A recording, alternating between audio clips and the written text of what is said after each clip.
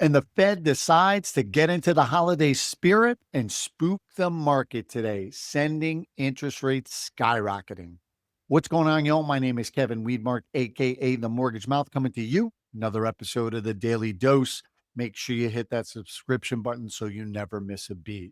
So, first, we got the Fed funds rate cut that we all had anticipated, the quarter point.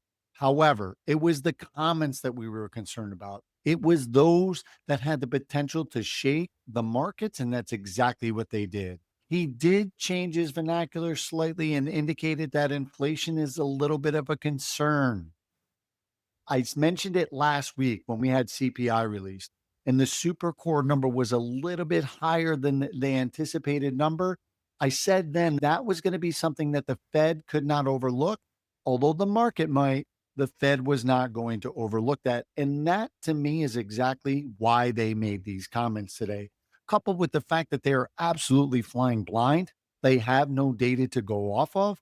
That is why they changed that vernacular today. And interest rates, they took the beating. They're up anywhere from a quarter point to 3/8 just in a matter of hours. So, what is the plan now? The best thing you can do, depending on where you are in the cycle, is to ride this peak. It's a knee jerk reaction on Fed Day.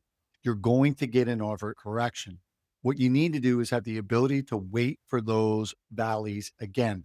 They will be coming. I think it's going to take until the government reopens and we get the series of data that we need. We get unemployment, we get non farm payrolls, we get CPI data, PPI data. And I think once that starts to come back out, I think we go back to these lows.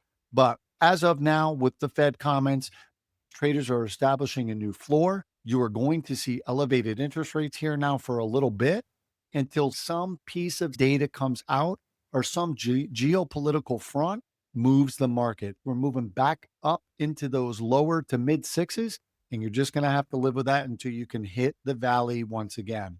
All right, y'all. If you need anything, or you have slight concerns, or you're just misinformed from your current lender, please give me a call. I'd love to sit down, love to have a talk with you, jump on a Zoom and really educate you on how this works, what you need to be looking out for, and how the treasury market works and how the yield spread can be your friend and help you in this current environment save some money. All right, y'all. Have a good night. Be coming to you tomorrow with another episode of Daily Dose. Cheers.